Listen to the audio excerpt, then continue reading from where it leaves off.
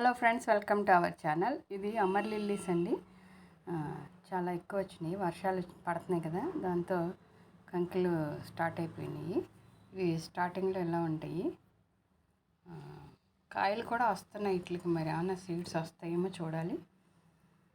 ఇదండి, ఎన్ని వచ్చినాయో చూడండి, ఒకదాని తర్వాత ఒకటి పూలు విడుస్తూ ఉన్నాయి. మంచి కలరు,